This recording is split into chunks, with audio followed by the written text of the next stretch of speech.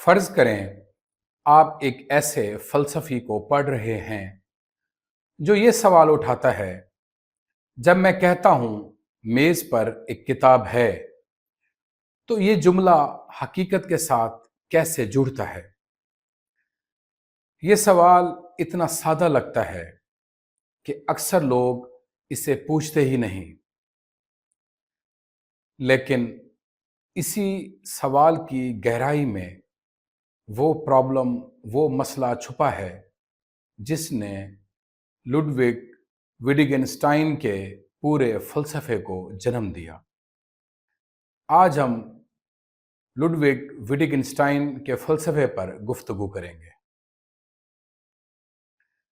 فریگے اور رسل نے اس سے پہلے یہ دکھایا تھا کہ لینگویج اور لاجک یعنی منطق کا گہرا تعلق ہے، اور یہ کہ روزمرہ زبان اکثر منطقی طور پر گمراہ کن ہوتی ہے۔ مثلا کچھ بھی نہیں، یہ ایسا جملہ ہے جیسے کچھ بھی نہیں نام کی کوئی شے موجود ہو، جبکہ حقیقت میں ایسا نہیں۔ رسل کا حل یہ تھا، اس نے یہ سلوشن نکالا کہ روزمرہ زبان کو منطقی تجزیے یعنی لاجیکل انالیسس کے ذریعے اس کی اصل لاجیکل فارم میں تبدیل کیا جائے، تاکہ زبان کی گمراہ کن سطحی ساخت کے پیچھے چھپی ہوئی حقیقی منطقی ساخت سامنے آ سکے، یعنی جو لاجیکل فارم ہے یا لاجیکل سٹرکچر ہے وہ سامنے آ جائے۔ یہ بہت بڑا قدم تھا، لیکن ایک سوال ابھی باقی رہ گیا تھا جسے رسل نے پوری طرح نہیں اٹھایا۔ لینگویج یعنی زبان بذات خود حقیقت کی نمائندگی کیسے کرتی ہے؟ زبان اور دنیا کے درمیان وہ کون سا رشتہ ہے جو کسی جملے کو سچا یا جھوٹا بناتا ہے؟ لڈوگ وٹگنسٹائن نے اسی سوال کو مرکز میں رکھا، یعنی اس نے اس سوال کو سینٹرل امپورٹنس دی۔ اس کا ابتدائی جواب جو اس نے اپنی پہلی کتاب ٹریکٹیٹس لاجیکا فلاسفیکس میں لکھا تھا، وہ یہ تھا کہ زبان دنیا کی ایک تصویر ہے، ایک پکچر ہے، جس طرح ایک نقشہ کسی شہر کی تصویر ہوتا ہے۔ نقشے کے حصوں کا آپس میں جو رشتہ ہے، وہی رشتہ شہر کے حصوں میں بھی موجود ہونا چاہیے، تبھی وہ نقشہ درست کہلائے گا۔ اسی طرح ایک جملہ حقیقت کی تصویر ہے۔ جملے کے الفاظ کا آپس میں جو ترتیب اور رشتہ ہے، وہ حقیقت میں موجود اشیاء کے ترتیب اور رشتے کی عکاسی کرتا ہے۔ یہی تصور، یہی کانسیپٹ پکچر تھیوری یا تصویری نظریہ کہلایا۔ لیکن یہاں ایک گہرا مسئلہ پیدا ہوتا ہے، اور وٹگنسٹائن خود اس سے بخوبی واقف تھا۔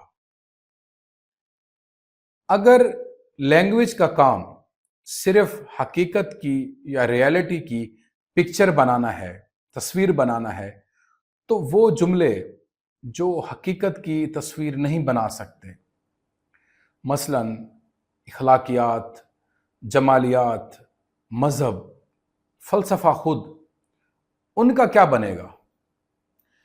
کیا یہ سب بے معنی ہیں؟ یہ میننگ لیس ہیں؟ اگر جملہ یا سینٹینس خود اپنی منطقی ساخت کو دکھا سکتا ہے مگر اسے کہہ نہیں سکتا، تو خود وہ اصول جو یہ سب کچھ بیان کر رہا ہے وہ کس زمرے میں آئے گا؟ یہیں سے، اسی سوال سے وہ کشمکش شروع ہوتی ہے جو وٹگنسٹائن کے پورے فلسفیانہ سفر کو دو حصوں میں تقسیم کرتی ہے۔ اب ہم لوڈوگ وٹگنسٹائن کی جو پہلی بک تھی لاجیکو ٹریکٹیٹس لاجیکو فلاسفیکس، وہاں سے وٹگنسٹائن کے سفر کو دیکھتے ہیں، اور اس کتاب کو ہم پہلے انٹولوجیکل پرسپیکٹو سے دیکھیں گے کہ وجودی بنیاد جو ہے وہ کس چیز پر ٹھہری ہوئی ہے۔ اسی بک کو، جو وٹگنسٹائن کی پہلی بک ہے، جس کو منطقی فلسفیانہ رسالہ یا ٹریکٹیٹس لاجیکا فلاسفیکس کہا جاتا ہے، وٹگنسٹائن ایک سخت اور بہت صاف تصویر پیش کرتا ہے۔ دنیا اشیاء کا مجموعہ نہیں بلکہ حقائق کا مجموعہ ہے، یعنی ٹوٹیلٹی آف فیکٹس ہے۔ یہ فرق بہت اہم ہے۔ اگر دنیا محض اشیاء کا ڈھیر ہوتی تو ہم کبھی یہ نہ سمجھ پاتے کہ اشیاء آپس میں کیسے جڑی ہیں،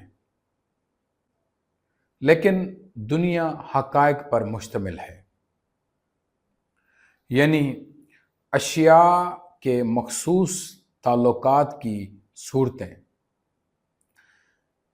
فار ایگزامپل، میز پر کتاب ہے، یہ ایک حقیقت ہے، یہ فیکٹ ہے، محض میز اور کتاب کا وجود نہیں، اس میں اصل وجود فیکٹ کا ہے۔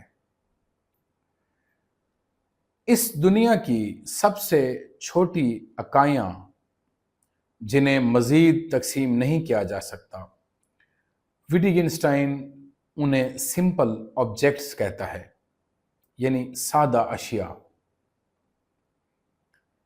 یہ اشیاء آپس میں مل کر ایسی حالتیں بناتی ہیں جنہیں اسٹیٹ آف افیئرس کہا جاتا ہے،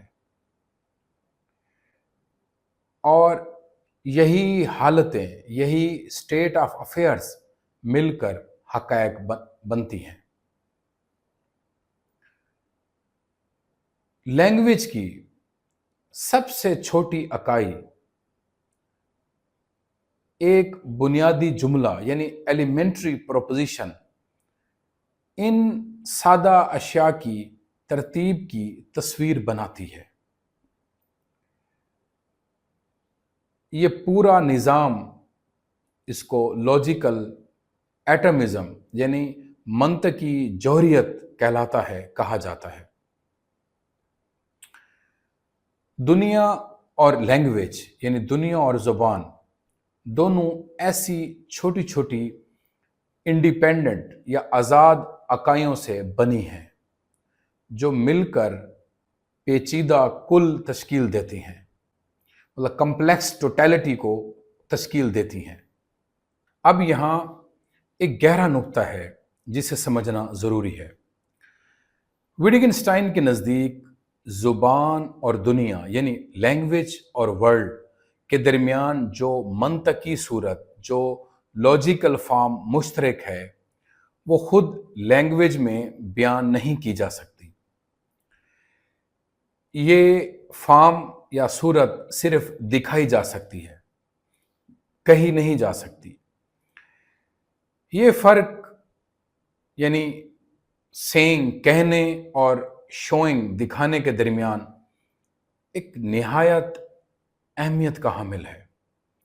بلکہ یوں سمجھیں، یہ سینگ کہنے اور دکھانے کا جو فرق ہے، یہ وٹگنسٹائن کے پورے فلسفے کی چابی ہے۔ ہم یہ نہیں کہہ سکتے کہ زبان اور دنیا کی صورت ایک جیسی ہے،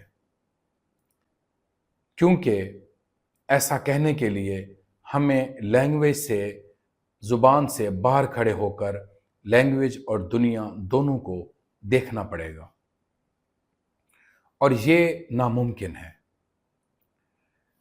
یہ فارم یا صورت خود ہر بامانی جملے میں ظاہر ہو جاتی ہے، بغیر کسی الگ بیان کے، بغیر کسی الگ ایکسپلینیشن کے۔ وٹگنسٹائن کے جو اپسٹمولوجیکل سٹانس ہے اس پر کچھ سوال اٹھتے ہیں۔ اب ایک اہم سوال پیدا ہوتا ہے اپسٹمولوجیکل پوزیشن کو لے کے۔ اگر لینگویج کا کام صرف دنیا کی تصویر بنانا ہے تو پھر یہ کیسے طے ہوگا کون سی بات بامانی یعنی میننگ فل ہے اور کون سی میننگ فل نہیں ہے؟ وٹگنسٹائن اس کا بہت واضح جواب دیتا ہے۔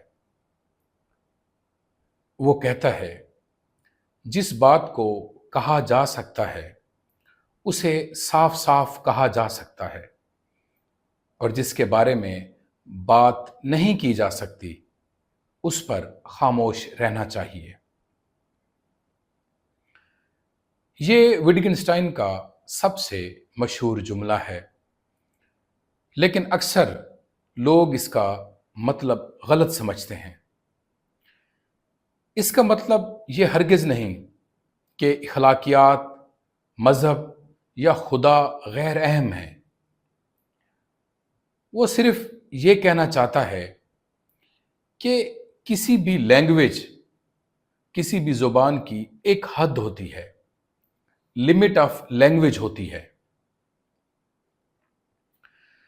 وٹگنسٹائن کے مطابق سائنس حقائق بیان کرتی ہے جن کی زبان تصویر بنا سکتی ہے، جس کو لینگویج تصویر میں مینیفیسٹ کر سکتی ہے۔ مثلا پانی 100 سینٹی گریڈ پر ابلتا ہے،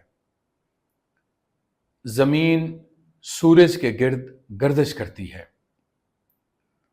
میز پر ایک کتاب رکھی ہوئی ہے۔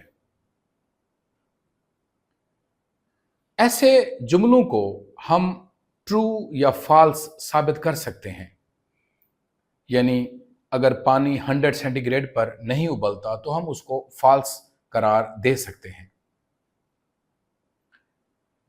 اسی لیے یہ جملے میننگ فل ہیں، یہ بامانی ہیں۔ لیکن اصل سوال یہاں سے شروع ہوتا ہے۔ اب ان سوالوں پر غور کریں جن سے اپسٹمولوجیکل پرابلم کریٹ ہوتا ہے۔ زندگی کا اصل مقصد کیا ہے؟ اچھا انسان کون ہے؟ خوبصورتی کیا ہے؟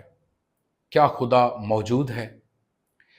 یہ سوال سائنسی حقائق کی طرح نہیں ہے۔ ان کی کوئی ایسی تصویر نہیں بنائی جا سکتی جسے حقیقت سے ملا کر سچ یا جھوٹ ثابت کیا جا سکے۔ اس لیے وٹگنسٹائن کہتا ہے کہ یہ سوال زبان کی حد سے، لینگویج کی حد سے یا لمٹ آف لینگویج سے باہر ہے۔ کیا اس کا مطلب یہ ہے کہ یہ غیر اہم ہے؟ بالکل نہیں۔ یہاں اکثر لوگ وٹگنسٹائن کو غلط سمجھتے ہیں۔ اس کے نزدیک سب سے زیادہ اہم چیزیں ہی لینگویج کی حد سے باہر ہیں۔ مثلا خدا، اخلاقیات، ایستھیٹکس یعنی جمالیات، اور اسی طرح میننگ آف لائف یعنی زندگی کا مقصد۔ یہ معمولی موضوعات نہیں بلکہ انسانی زندگی کے سب سے گہرے سوالات ہیں۔ صرف مسئلہ یہ ہے کہ لینگویج انہیں پوری طرح بیان نہیں کر سکتی۔ اب ایک اور پرابلم جس کو وٹگنسٹائن ایڈریس کرتا ہے وہ ہے شوئنگ اینڈ سیئنگ، یعنی دکھانا اور کہنا۔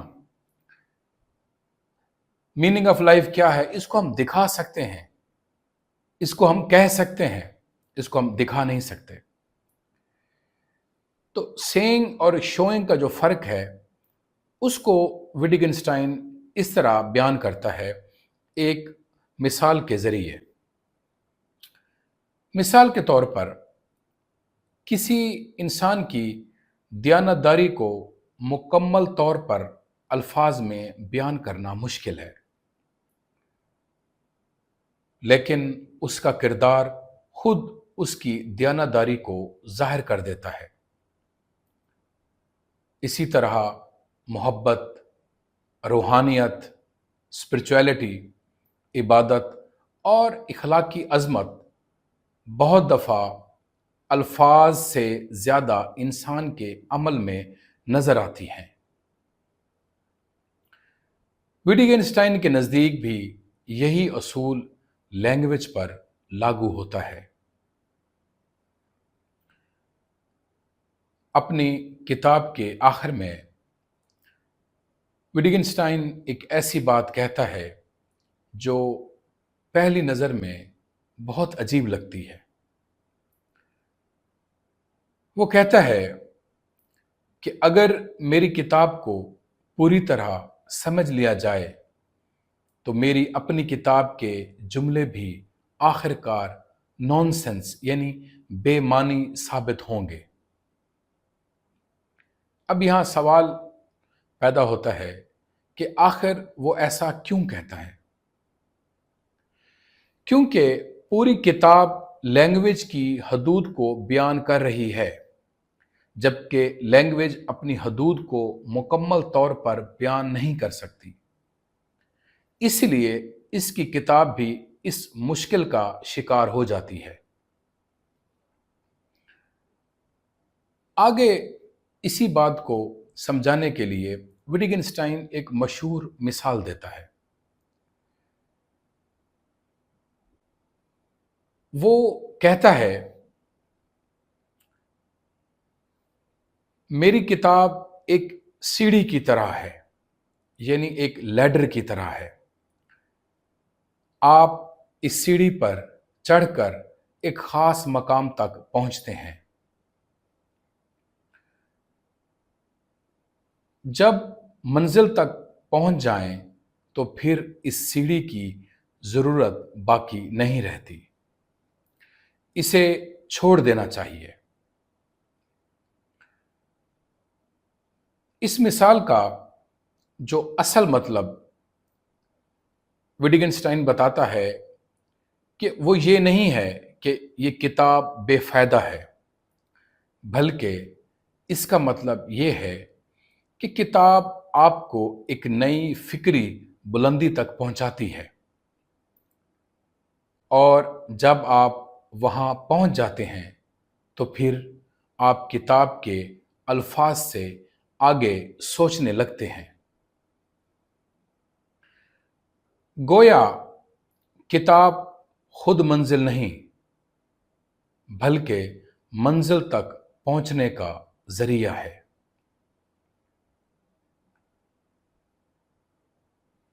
یہیں وٹگنسٹائن کے پہلے فلسفے کی سب سے بڑی طاقت بھی ہے اور سب سے بڑی کمزوری بھی۔ طاقت اس لیے کہ اس نے پہلی مرتبہ لینگویج کی حدود کو انتہائی گہرائی سے سمجھنے کی کوشش کی، اور کمزوری اس لیے کہ آخر کار اس کے اپنے دلائل، آرگومنٹس بھی انہی حدود کے اندر آ جاتے ہیں جن کی نشاندہی وہ خود کر رہا ہوتا ہے۔ اسی اندرونی مشکل نے بعد میں وٹگنسٹائن کو اپنے پہلے فلسفے پر نظر ثانی کرنے پر مجبور کیا، اور یہی اس کے دوسرے فلسفے کا نقطۂ آغاز بنا۔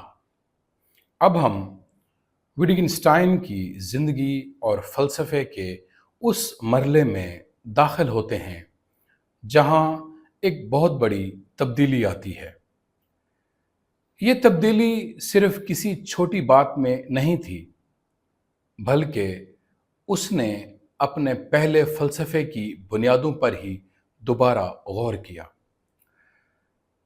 فلسفے کی تاریخ میں ایسا کم ہوتا ہے کہ کوئی فلسفی خود اپنے ہی نظریات پر اتنی گہری تنقید کرے۔ وٹگنسٹائن نے یہی کام کیا۔ اپنے ہی فلسفے پر نظر ثانی کی، اور کئی سال بعد وٹگنسٹائن نے محسوس کیا کہ شاید اس کی پہلی کتاب میں ایک بنیادی غلطی رہ گئی تھی۔ اس نے خود سے ایک نیا سوال پوچھا، کیا واقعی لینگویج یعنی زبان کا صرف ایک ہی کام ہے؟ اب یہ سوال نہایت اہمیت کا حامل ہے۔ یعنی لینگویج صرف دنیا کی پکچر یا تصویر بنانے کے لیے استعمال ہوتی ہے؟ یہ اس کا سوال تھا۔ جتنا زیادہ اس نے عام زندگی کا مشاہدہ کیا، اتنا ہی اسے محسوس ہوا کہ حقیقت اس سے کہیں زیادہ وسیع ہے۔ لینگویج صرف تصویر نہیں بناتی۔ ہم روزانہ لینگویج کو کتنے مختلف کاموں کے لیے استعمال کرتے ہیں۔ مثلا ہم حکم دیتے ہیں، سوال پوچھتے ہیں، ایک دوسرے سے مذاق کرتے ہیں، اسی طرح ہم دعا کرتے ہیں، شکریہ ادا کرتے ہیں، کسی سے وعدہ کرتے ہیں یا کسی سے معافی مانگتے ہیں، اسی طرح محبت کا اظہار کرتے ہیں، کسی کو تسلی دیتے ہیں، اور بعض اوقات کسی کو کہانی بھی سناتے ہیں۔ اب سوال یہ ہے کہ کیا ان سب جملوں کا مقصد صرف دنیا کی تصویر بنانا ہے؟ تو شاید واضح طور پر نہیں۔ یہیں سے وٹگنسٹائن کے دوسرے فلسفے کا آغاز ہوتا ہے، اور اس کو کہا جاتا ہے لینگویج گیمز، یعنی زبان کا کھیل۔ وٹگنسٹائن کہتا ہے کہ زبان یا لینگویج ایک ہی نظام نہیں ہے، بلکہ لینگویج میں بہت سی مختلف لینگویج گیمز ہیں، اور لینگویج خود لینگویج گیمز پر مشتمل ہے۔ یہاں گیم سے مراد وہ عام کھیل کود نہیں ہے۔ اس کا مطلب ہے کہ ہر قسم کی گفتگو کے اپنے اصول ہوتے ہیں۔ بالکل اسی طرح جیسے چیس یعنی شطرنج کے کچھ اصول ہوتے ہیں، کرکٹ کے اصول ہوتے ہیں، فٹ بال کے اصول ہوتے ہیں۔ یہ تینوں کھیل ہیں، لیکن ہر ایک کے اصول مختلف ہیں۔ آپ کرکٹ کے قوانین شطرنج پر لاگو نہیں کر سکتے، اسی طرح آپ کرکٹ کے قوانین فٹ بال پر بھی لاگو نہیں کر سکتے۔ سیم اسی طرح لینگویج میں بھی ہر قسم کی گفتگو کے اپنے الگ اصول ہوتے ہیں۔ اب سوال یہ پیدا ہوتا ہے، معنی یعنی میننگ کہاں سے پیدا ہوتا ہے؟ پہلے وٹگنسٹائن کا خیال تھا کہ کسی لفظ کا معنی اس چیز سے پیدا ہوتا ہے جس کی وہ تصویر بناتا ہے، لیکن اب وٹگنسٹائن کہتا ہے کہ کسی لفظ کا معنی اس کے استعمال یعنی اس کے یوز سے پیدا ہوتا ہے۔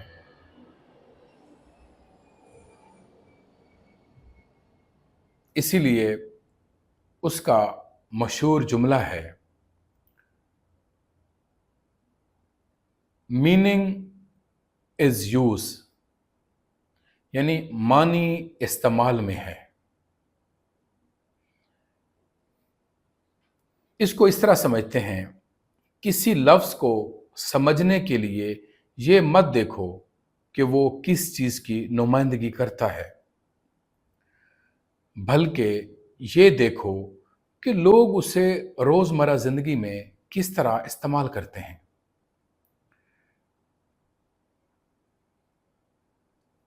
اگر ہم اسی کانسیپٹ کو تفصیل سے بیان کرنا چاہیں تو ایک آسان مثال سے ہم اس کو سمجھ سکتے ہیں۔ فرض کریں کوئی شخص کہتا ہے، دروازہ بند کرو۔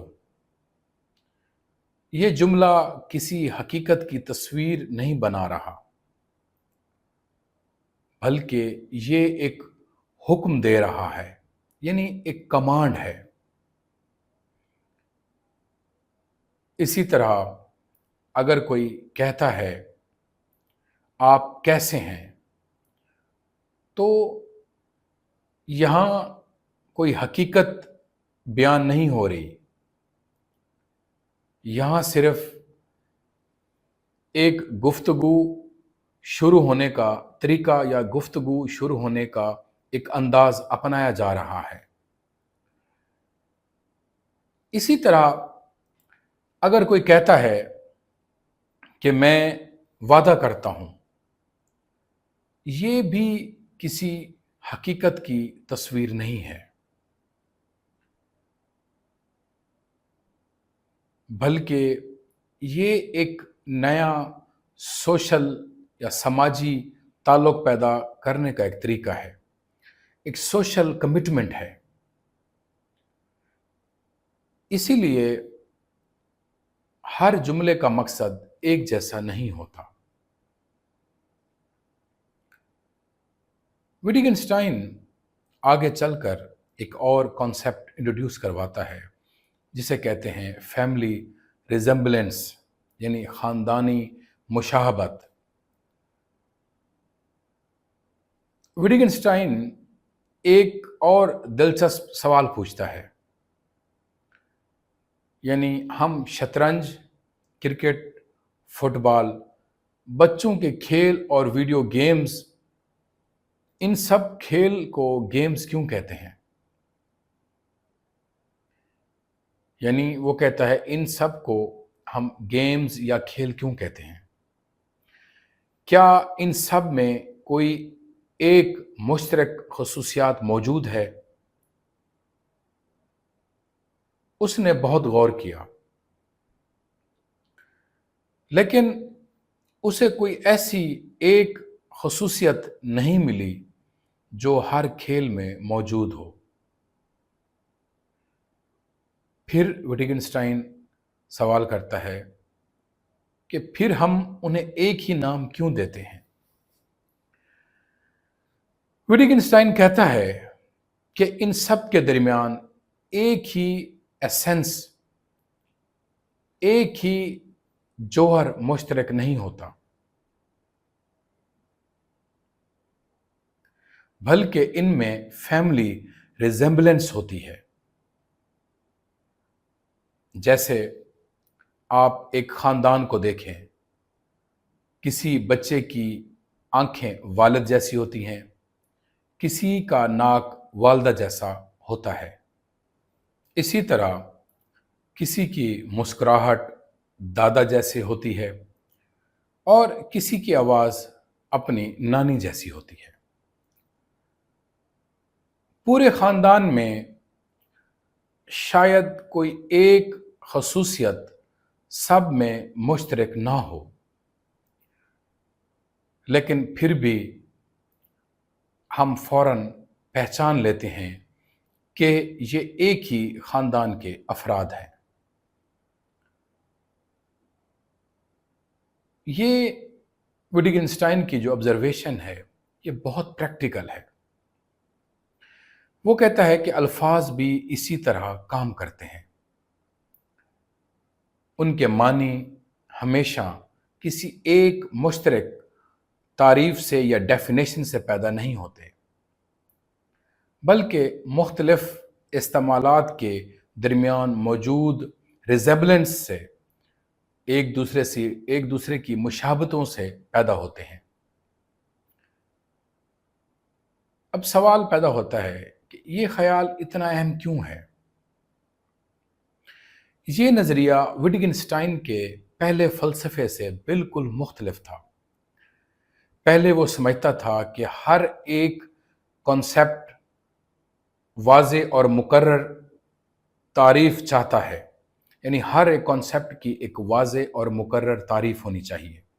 لیکن اب وہ کہتا ہے کہ بہت سے تصورات ایسے ہوتے ہیں جن کی کوئی ایک جامع تعریف نہیں ہوتی، پھر بھی ہم انہیں بخوبی سمجھتے ہیں اور روزمرہ زندگی میں استعمال کرتے ہیں۔ یہاں سے وٹگنسٹائن کے فلسفے کی پوری سمت بدل جاتی ہے۔ اب اس کی دلچسپی اس بات میں نہیں رہتی کہ لینگویج دنیا کی تصویر کیسے بناتی ہے، بلکہ اب وہ یہ سمجھنا چاہتا ہے کہ انسان مختلف حالات میں لینگویج کو استعمال کیسے کرتا ہے۔ یعنی فلسفے کا مرکز لینگویج سے ہٹ کر لینگویج ان یوز بن جاتا ہے، یعنی استعمال ہونے والی زبان یہ بن جاتا ہے صرف لینگویج سے ہٹ کر۔ یہی تبدیلی اس کے دوسرے فلسفے کی بنیاد بنتی ہے۔ اب ایک بہت اہم فلسفیانہ سوال پیدا ہوتا ہے، کیا وٹگنسٹائن کی پہلی کتاب ٹریکٹیٹس لاجیکو فلوسوفیکس کا اصل خیال یعنی پکچر تھیوری اس کے پورے فلسفیانہ نظام کے بغیر بھی قائم رہ سکتا ہے؟ اور دوسرا سوال یہ ہے کہ کیا بعد والا وٹگنسٹائن یعنی لیٹر وٹگنسٹائن پہلے ارلیئر وٹگنسٹائن کو مکمل طور پر ریجیکٹ کرتا ہے یا رد کر دیتا ہے، یا پھر وہ ایک ہی بنیادی سوال کا نیا جواب دیتا ہے؟ یہ دونوں سوال سمجھنا بہت ضروری ہے۔ کسی فلسفے میں مرکزی خیال کیا ہوتا ہے؟ سینٹرل کانسیپٹ کیا ہوتا ہے؟ ہر بڑے فلسفی کے ہاں دو چیزیں ہوتی ہیں۔ سینٹرل آئیڈیا، پہلی چیز اس کا مرکزی خیال، فلسفیکل سسٹم، دوسری چیز وہ پورا مرکزی خیال کو ثابت کرنے کے لیے ایک سسٹم بنایا جاتا ہے۔ کبھی ایسے ہوتا ہے کہ نظام بدل جاتا ہے لیکن مرکزی خیال باقی رہتا ہے۔ جو سینٹرل آئیڈیا ہے وہ فلسفیکل سسٹم کے بدلنے سے باقی رہتا ہے۔ اور کبھی ایسے ہوتا ہے کہ اگر نظام ٹوٹ جائے تو سینٹرل آئیڈیا بھی باقی نہیں رہتا۔ اب دیکھتے ہیں وٹگنسٹائن کے ساتھ کیا ہوا۔ پہلے ہم رسل کو دیکھتے ہیں۔ برٹرینڈ رسل کا بنیادی خیال یہ تھا کہ جو ایوری ڈے لینگویج ہے، روزمرہ زبان ہے، وہ ہمیں دھوکہ دے سکتی ہے۔ اسی لیے ہمیں لاجیکل انالیسس کے ذریعے اس کی اصل منطقی ساخت یعنی لاجیکل سٹرکچر تک پہنچنا چاہیے۔ یہ برٹرینڈ رسل کا ایک سینٹرل آئیڈیا تھا۔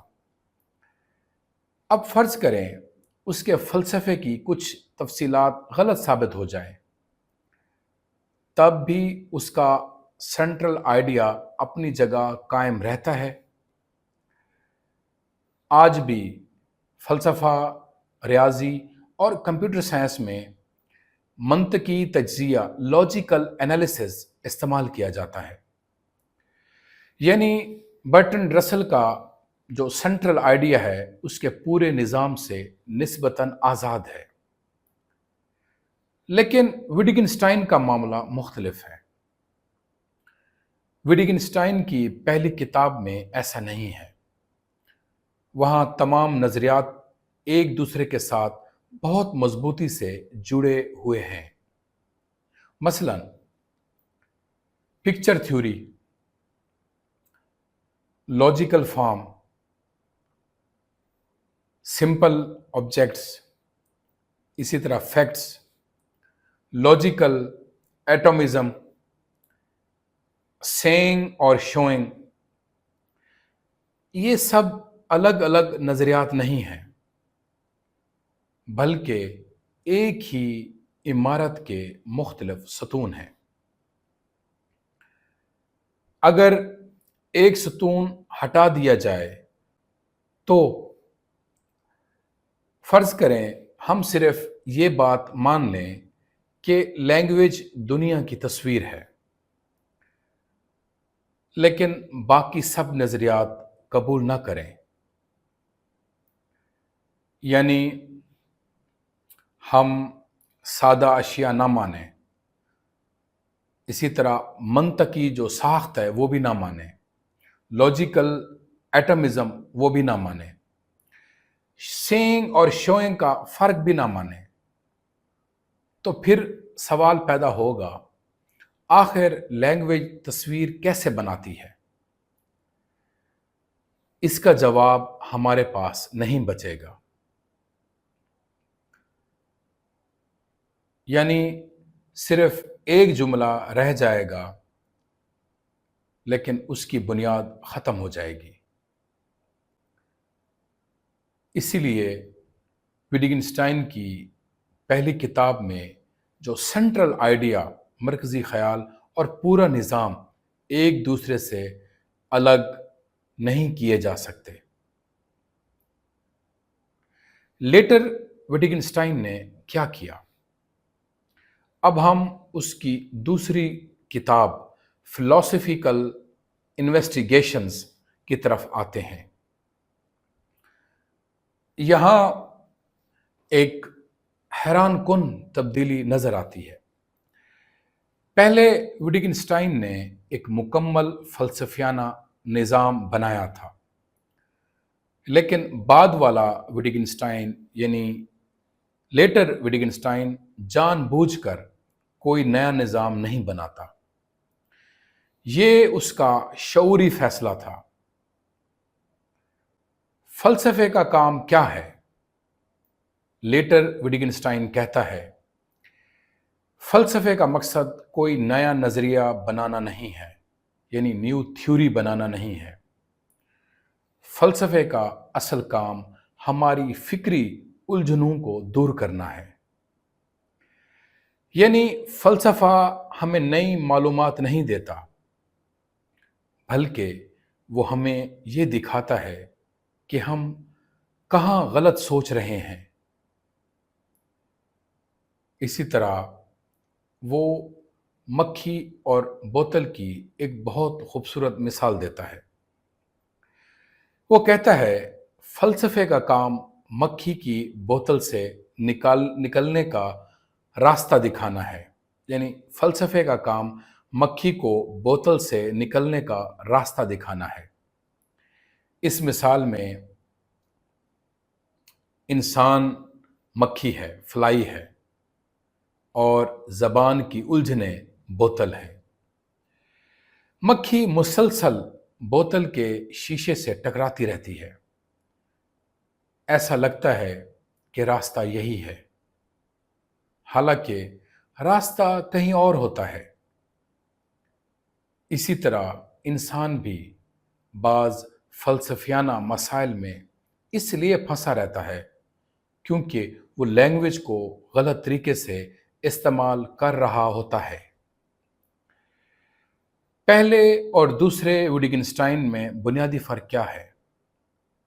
यानी अर्लियर विटगेन्स्टाइन और लेटर विटगेन्स्टाइन में क्या फ़र्क है? अर्लियर विटगेन्स्टाइन कहता है, हमें दुनिया की असल मंतकी साख्त मालूम करनी चाहिए। लेटर विटगेन्स्टाइन कहता है, हमें पहले अपनी लैंग्वेज को समझना चाहिए।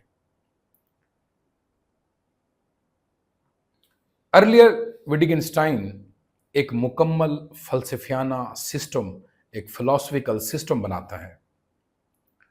लेटर विटगेन्स्टाइन हर किस्म के सिस्टम बिल्डिंग से एहतियात करता है। इसी तरह जो अर्लियर या पहला विटगेन्स्टाइन है, वो फ़लसफ़े की जो साख्त है, रियलिटी की साख्त फ़लसफ़े में तलाश करता है। लेटर विटगेन्स्टाइन फ़लसफ़ा कहता है, फ़लसफ़ा हमारी फ़िक्री उलझनों को ख़त्म कर देता है।